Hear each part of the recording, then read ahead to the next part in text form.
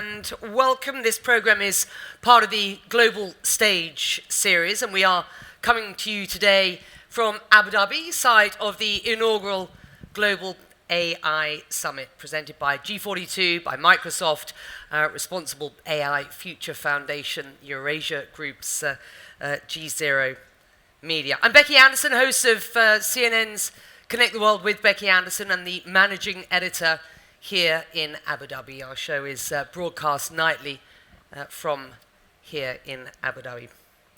Artificial intelligence is the fastest growing general purpose technology in history, but that growth is uneven and it is largely concentrated in the most developed economies. Well, today's discussion focuses on how to close what has been described as this sort of yawning gap between the wealthiest countries of the North and the global South, or the global majority, where the diffusion of AI has been largely slower or indeed barely exists. So we are breaking this conversation down into three key sections today.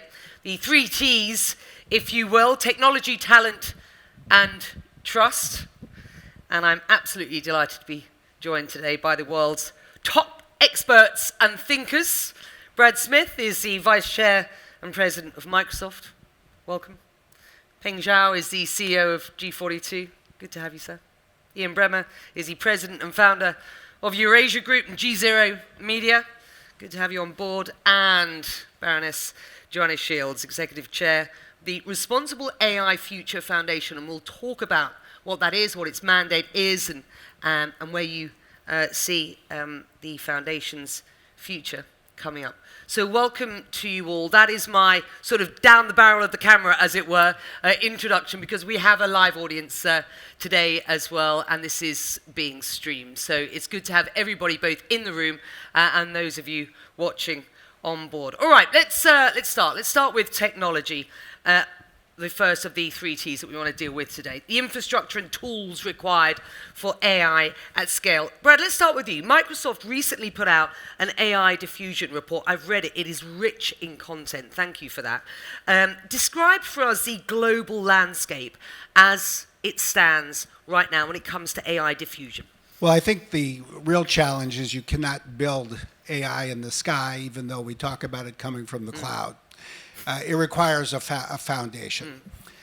So just think about the world. There's 8.1 billion people in it, but 700 million of them don't have access to electricity. If you don't have electricity, you can't use AI. Then if you add in the number of people that don't have access to the internet, then that number rises from 700 million to 2.6 billion. So now we have 2.6 billion people who cannot use AI. But then third, what we've found is that you also need a level of digital skilling in order to put AI to work. Well, if we add in the people who don't have access to digital skills today, now we're at 3.9 billion people. Roughly half the world has the foundation to access and use AI, half the people don't. And that, I think, really defines the world as it exists today. And so what this means, in short, is if we are going to bring AI to everyone in the world, and that does need to be, I think, our goal as a generation, we're going to have to not only invest in AI data centers and the like, but we're going to have to use this to bring electricity to the rest of the world, to bring internet connectivity to the rest of the world, and bring digital skilling to everyone. It shows how important a challenge this is, and I think the need to act with urgency. G42 is a global technology company. You've been building AI infrastructure across Africa, across Asia, across the Gulf, and that's where I want to concentrate our efforts today, on the global majority. What are the necessary building blocks, Peng? And how are you prioritizing investment when it comes to AI infrastructure and technology? Thank you, Becky, and my colleagues here, and a gathering since our last gathering in Davos. I think since our last meeting in Davos, so much has changed, evolved. Abu Dhabi announced, I think back in March timeframe, we are making a $1.4 trillion investment over the next decade in the US. And we're also expanding our global AI infrastructure footprint, especially in this region, Africa, as you mentioned, and Southeast Asia. The underlying theme behind this global expansion of our investment is really what Brett mentioned earlier, mainly primarily in energy. I love this discussion we had recently with both Sam and also with Satya, that eventually the cost of intelligence will become the cost of energy. This is the single most important factor in AI diffusion. So in our region today, in Abu Dhabi specifically, we're leveraging the richness and depth of our energy offering to build, for example, here in Abu Dhabi, 5 gigawatt of capacity to serve the entire region. Clearly, we don't need 5 gigawatt of capacity for only 10 million people. But energy has a big issue in terms of equitable access. And we can provide that to the entire region. In addition, even in the US today, Brett, we discussed it recently, energy is a major lock for unleashing the power of AI. We spoke just a couple weeks ago with Satya together.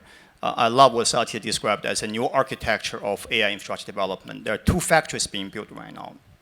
One is factory for tokens, one is a factory for agents. Tokens is the output of intelligence, agents is the workload, intelligent workload that you need to send to the users.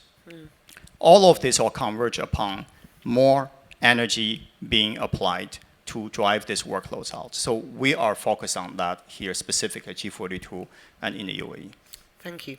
Joanna, I just want to bring you in here. You've been, you've worked in tech and tech policy for decades, both in the private and public sectors. How do you believe this AI moment different from what we experienced in the commercial internet era, and when we saw that expansion in the 1990s briefly? First, I think it's important to think about how long it took us in the internet era to get to 1 billion users. And it was 10 years to get to 1 billion users. And then we saw ChatGPT get to 1 billion users in 16 months. So it's very different in terms of speed. And the access is there. You know, the pipes have been laid, the infrastructure has been there. We've been building up to this moment.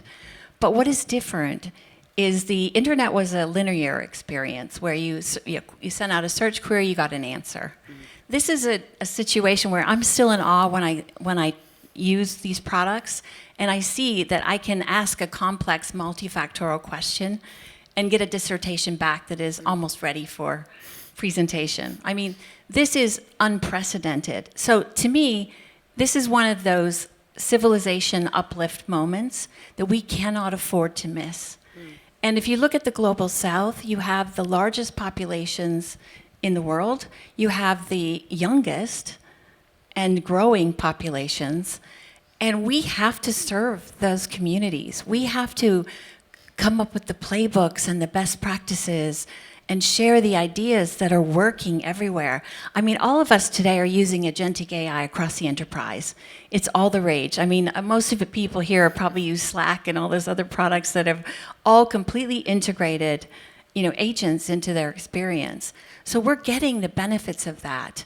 The next step, and in a lot of these countries this is really important, is how do you turn this into an agentic state? How can a country adopt this to catalyze development for their people in the way that they want to do it, along with their culture, their laws, their values? How do you integrate that into the experience to make it work for them?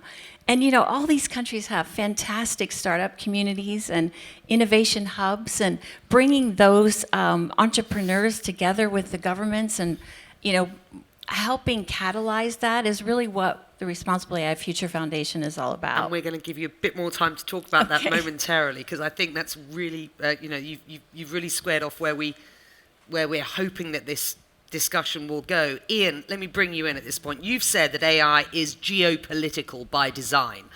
Just explain your thesis very briefly, if you will. And from your vantage point, how does uneven diffusion impact the sort of tectonic shifts in global power at this point? Well, I mean, there's 2 points to that. The first is the one that we should all be positive about, and the second is the one that unnerves us a bit.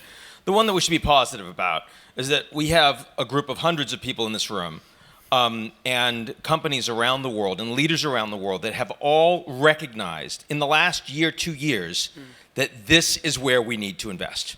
It has become the top priority because the impact, the scale of the tool, the magnitude on every sector in the global economy is worth it.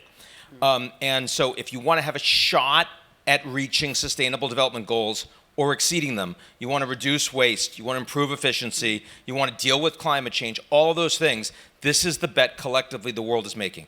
And that's happening in a world of 193 countries that can't agree on much, and that's a big deal. So we start with that.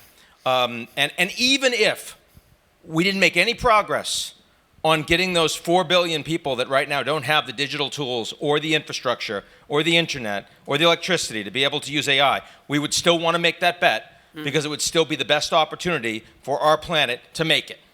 That's a very positive thing, and it's why we're doing this today, right? But then we have the question of who is in charge of the algorithms and what institutions, individuals, companies, and governments, right, are going to actually be the most profitable, the most successful in rolling their algorithms out. Because the business models for those actors differ wildly. Just give you an example. We've lived in a world of the last decades, even centuries, of nationalism. That's been the principal organizing impulse for humans around the world, principal identity. As we roll out agentic AI, AI that is actually trained on your data, that knows you better than anybody else in the world, what's the motivation of the company or the government that is providing that AI? Because they differ. And the winner or the winners are going to determine in large part what society looks like, what the motivating ideologies are. Is it still nationalism, or is it based on class, economic haves and have-nots globally? Or is it based on how you happen to identify yourself in hybrid through and with that AI? And this is not being driven by artificial global intelligence. It's being driven by the people that are actually programming those algorithms. That is an enormously uncertain space that we're all going to have to navigate through together and eventually make bets on. And those bets should not only be driven on the basis of profit. And that's kind of why you need the UN and you need the responsible AI governance here as part of the conversation. You've teed us up very nicely to move on to the second two T's. Before we do that today, during the recent UN General Assembly, GZERO conducted a survey of followers across all its social media channels and asked this question: what is the biggest barrier to AI adoption in less developed nations? Now, the choices were cost and infrastructure, lack of skills, regulation, and trust and ethics. And the results were the following: cost of infrastructure, 66%, lack of skills, 16%, regulation at 5%, trust and ethics at 13%. Before we move on, I just wondered, Brad, anything in those responses that particularly surprises you? No. No, mostly because the cost in infrastructure outweighs everything else put together. And I think that actually is the fact of life. Until you put in place the infrastructure for, say, data centers and an electrical grid and a network connectivity, all of the things that enabled, ChatGPT to take off so quickly, the rest doesn't come into play. And there's just too many countries in the world where that hasn't yet happened. They're lacking that. 1 in 7, approximately, and forgive me, my maths isn't brilliant, but about 1 in 7 actually suggesting there that lack of skills is really important here. So let's do that. That's the second T. This is talent. What does skilling involve from your perspective? Well, first of all, I would absolutely endorse your basic proposition. Skilling is an imperative. And it's just worth thinking about the world in which we live today. We live in a world where we take digital technology for granted. But it was only 30 or 40 years ago when it was just not typically present. And a company like Microsoft was among the forefront in bringing digital technology in form of the PC to country after country. And as somebody who started out in a career doing that, it always involved two things. First, you had to get a country to protect software under the law so that people actually had to pay for it. Otherwise, you had what we called a one-disk country. You'd ship in the first disk and everybody would copy it. You'd never ship in a second. And the second is you had to invest in skilling. So that if you had an organization, there was somebody who knew how to put the PCs together, what software to buy, how to train people. And then as users, you had to learn how to use the computer, how to use an operating system, a word processing program, email, all the like. So fast forward. 50 years later, roughly, we've all had over the last 10 or 20 years a pretty big ability to take it for granted that if you had a phone, you'd figure out the rest. And employers cut back on their training of employees. Employees figured, well, if there's some new application, I'll go find a YouTube video. AI is different. And so we are finding that there is a new set of skills that people need to learn. Now, in a sense, I'd take most of them and divide it into three categories. One is what we just think of as AI fluency. How to start to use it, how to enter a prompt, how to use an agent, how to design an agent, because a user can, how to get the best out of this so it does more for you. Then you have a second category that, I'd say is still emerging, but call it for this purpose AI engineering. It really goes to people who are doing deeper work. This is sort of the next generation of computer science-related jobs, people who are building much more sophisticated AI applications and agents and the like. And the third is almost what I would call organizational leadership and management, which is incredibly sophisticated because if you're a nonprofit, a government, a business, if you have a process that you want to use AI to change, well, you've got to be able to break the process into pieces. You've got to be able to analyze where AI is likely to do the most good. You've got to bring in those AI engineers, put them to work. And perhaps most importantly, you have to guide your organization, your people, through the cultural change so that they work differently. So there is this set of new AI skills that start to emerge. And we're seeing a huge variation around the world in how far along different places are. I will say we are in the global capital today of AI adoption because the report that we put out last week said that the UAE leads the world with roughly a 59% per capita adoption rate. Singapore is number 2. That's sort of the reference to the smart countries. A lot of the global north, a country like the United States, is only 29%. And that gap in particular, I think, is a gap that is defined by investments in the kinds of skills that matter. That was a particularly remarkable number. I mean, I've lived here for 13 years, so I've been, embedded in the kind of, the emergence of the AI sort of development and deployment story here. But still, 59% I thought was, particularly impressive for the UAE. Peng, what has G42 learned about building local AI ecosystems that create jobs rather than replace them? First, Becky, let me just make a comment about the power position between the creator of AI and the user of AI. I actually believe we're living in an age where, for the first time, the creator of this technology has just as much power to influence and shape this technology than the user of this technology. I actually do not subscribe that the creators have so much control, they can program every intent into this technology so users can only just respond and be part of that design. AI, by definition, is able to think on its own. And users, especially those of us who are building this, what I mentioned earlier, agentic factories right now, can largely shape how AI can be used in our local environment. So I believe the more a society, to your point, is using AI, not more we can influence the development of AI. We are co-creators, co-influencers of this technology. That's number one.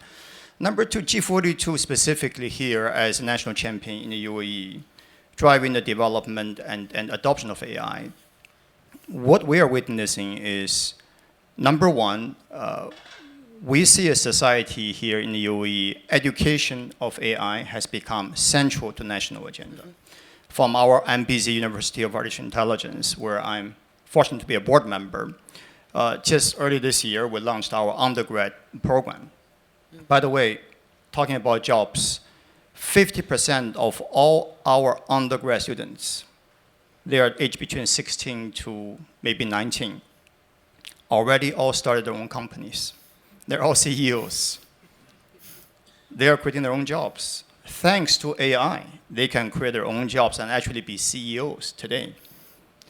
So in addition to the undergrad program, we launched the 7 to 70 program, educating kids as young as 7 years old about the basic principles of AI, all the way to the reskilling of those who are in the 70s in our society. So that's a critical national agenda we at G40 are helping to push forward and implement. The second thing I would say is that we are, in addition to building this gigawatt infrastructure, I mentioned this as a token factory earlier, we are pushing right now with a society of 10 million people. We are trying to build between now and early next year billions of AI agents to augment, not to replace, but augment the productivity of our human resources across our oil field, cybersecurity domain, agriculture, so on and so forth. So we are driving forward the usage of AI in every sector by embracing and co-creating the next version of this large model. So these are creating jobs, not replacing them.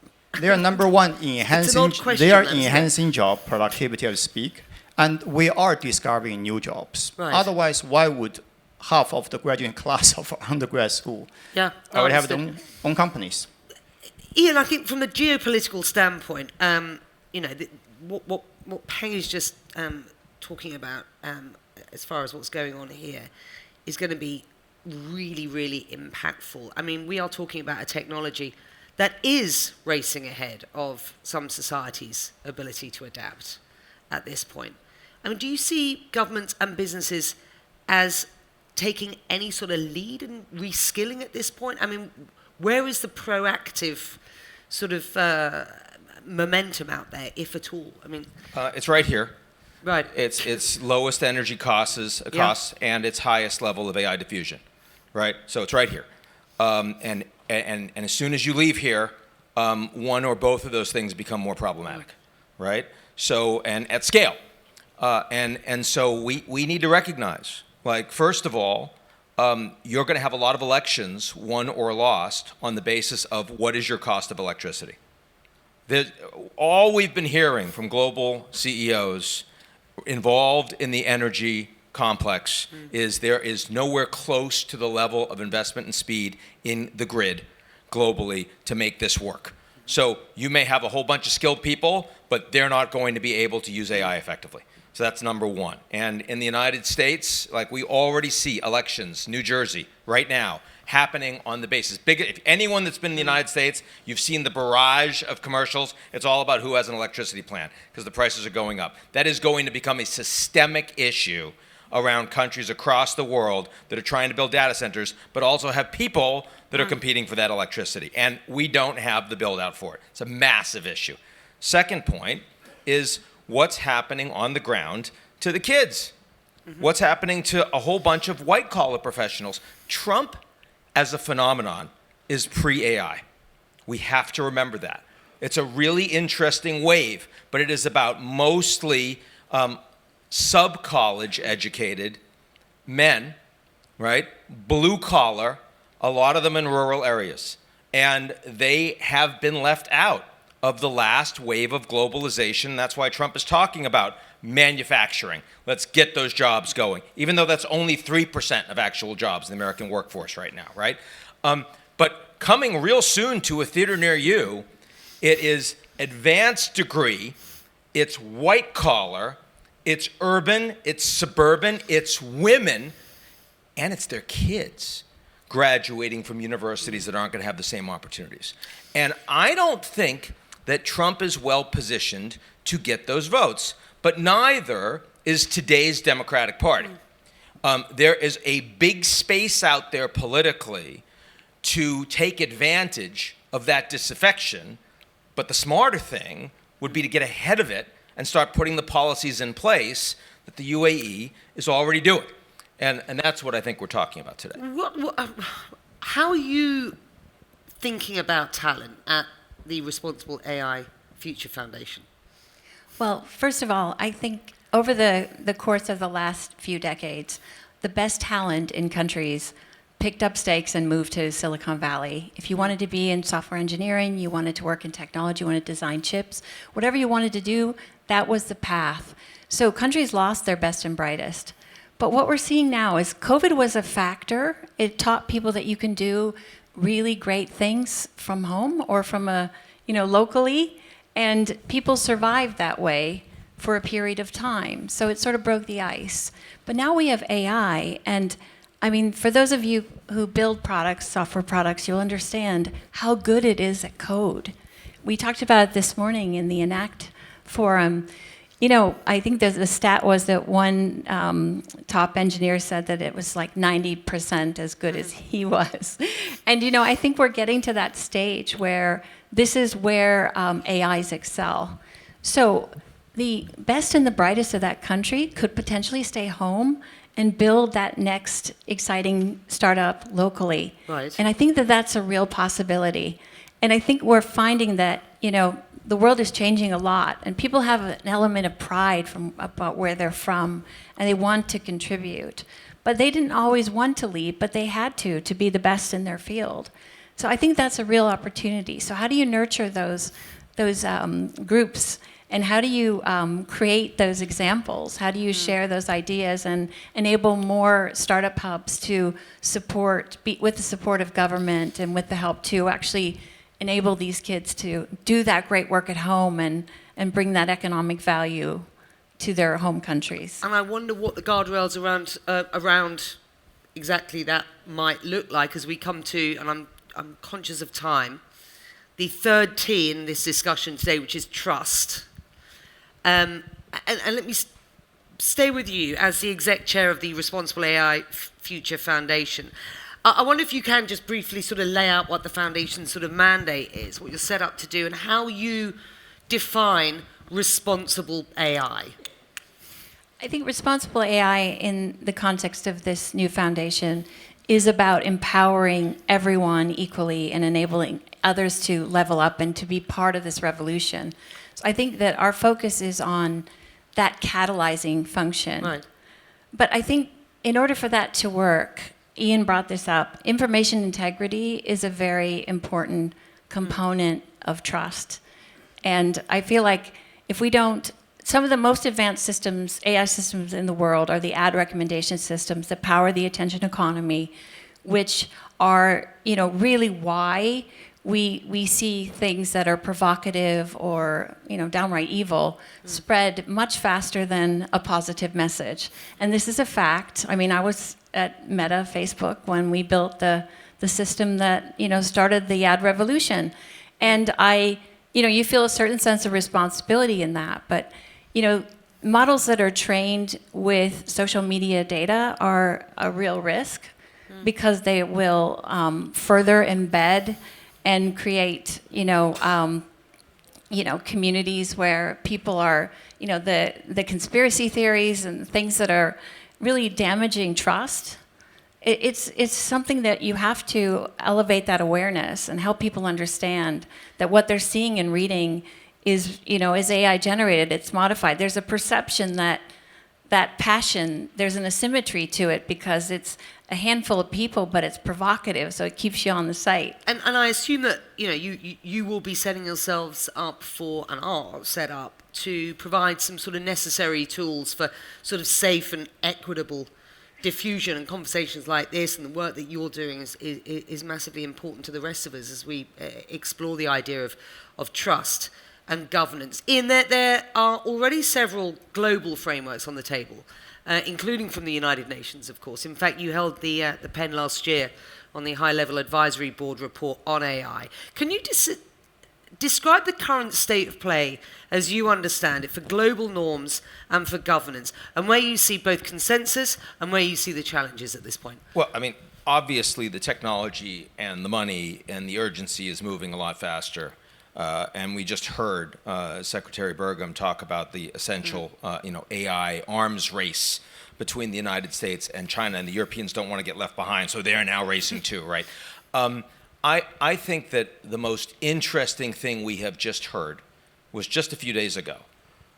The U.S. and China meet together, G2, according to President Trump. Xi Jinping did not use that formulation. And then afterwards, Trump goes back to Washington, D.C. Xi Jinping stays on at the APEC summit, talks about the need for global governance on AI, says there should be, China is willing to fund it, should be based in Shanghai. We're committed to these rules of the road. While the United States right now is pulling back on its commitments to the UN. We need global governance around AI. It doesn't mean stopping innovation, but it does mean trying to deal with some of the challenges that Joanna and others have been speaking of. And to make that happen, it can't be a rivalry between China and the United States. The good news is because AI is becoming much more diffuse, and because the rollout is going to have as much to do with companies represented here as it does with governments, that what we need are minilateralism. You need a coalition of the willing that is prepared to stand up for this form of governance and work at a global level. And that I think is doable. And I'm sure the Chinese will be a piece of that, but so too will major Western multinationals. So too will the UAE.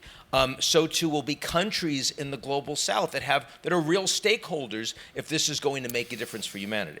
Peng, as long as you and I have been talking about AI, you've been talking about AI for good and responsible AI. You work across a myriad of different jurisdictions with very, very different definitions, I assume, of responsible AI. Do you believe that we can realistically create a sort of interoperable global standards? I mean, I just wonder what trust looks like in practice between tech providers, governments, citizens.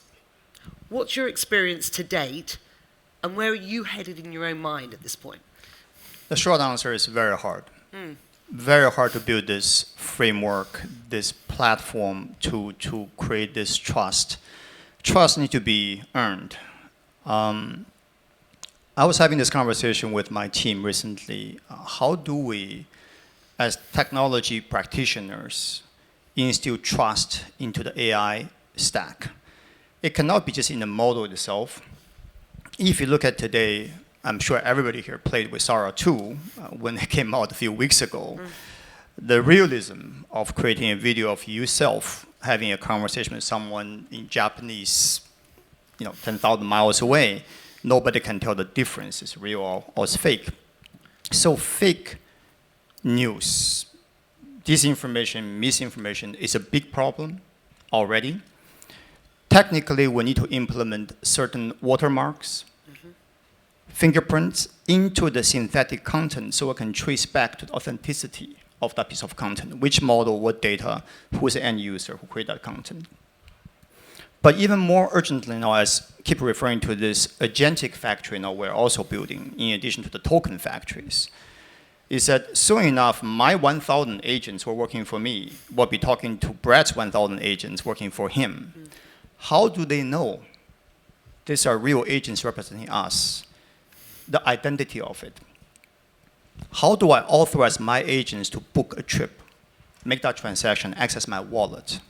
Imagine suddenly there are not 3 or 4 transactions per day you do financially, but there are 25,000 transactions, each much smaller, but on your behalf, between agents, agentic workflow, agentic transactions. So we as practitioners of this technology, builders, need to implement a tracking system, likely based on blockchain, for example, to be able to track every single flop of the GPU compute, every token generated, and every transaction exchanged. So that we'll have complete transparency and auditability across this explosion of intelligence-based interactions among our agents. This is going to be key to introduce that trust.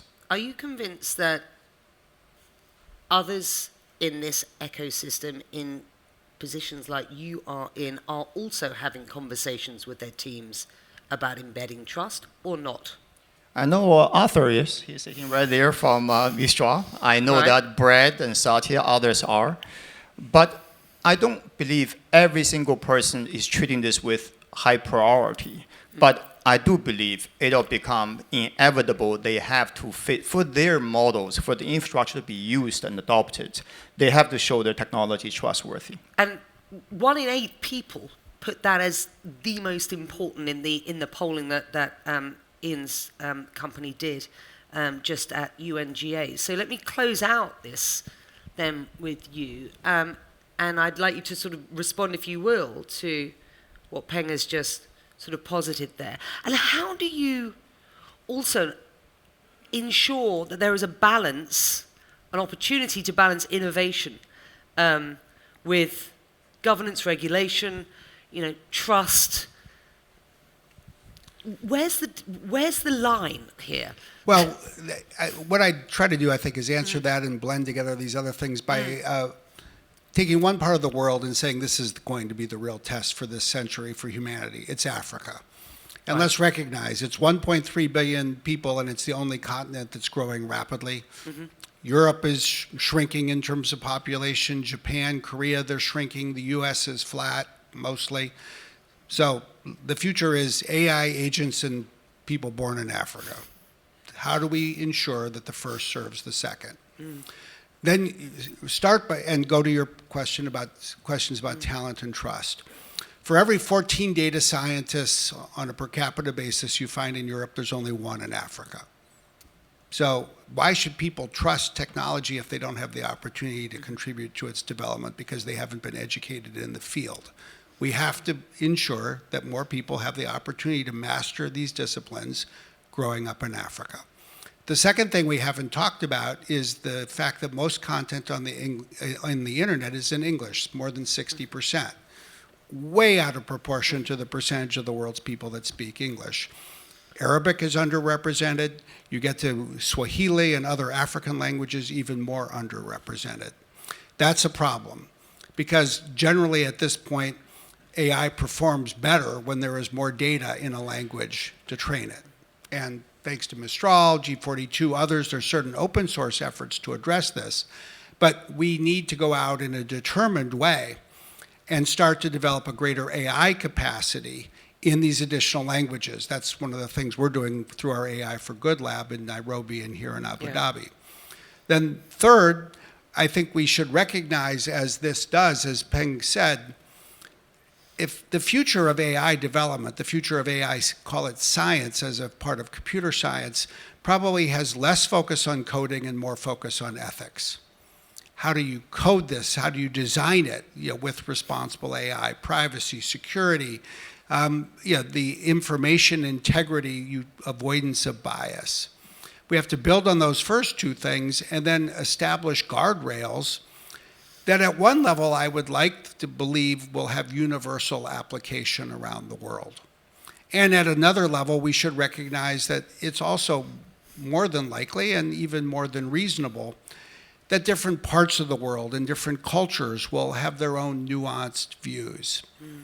And I think a big part of even bringing this group together is to ensure that that conversation starts to take place.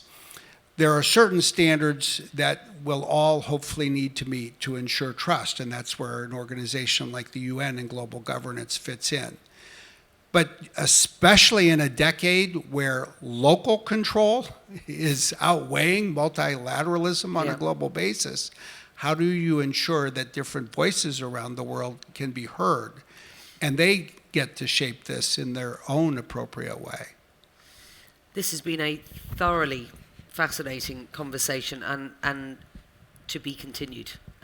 Excellent. Thank you very much indeed, all of you. And that concludes our program from the Abu Dhabi Global AI Summit. I want to thank our panelists, Brad, Ian, Peng, and Joanna. And to see more content from the Global Stage series, do head to gzeromedia.com/global stage. I'm Becky Anderson here in Abu Dhabi. For all of us gathered here, thank you for watching, and for those of you streaming online, have a wonderful day.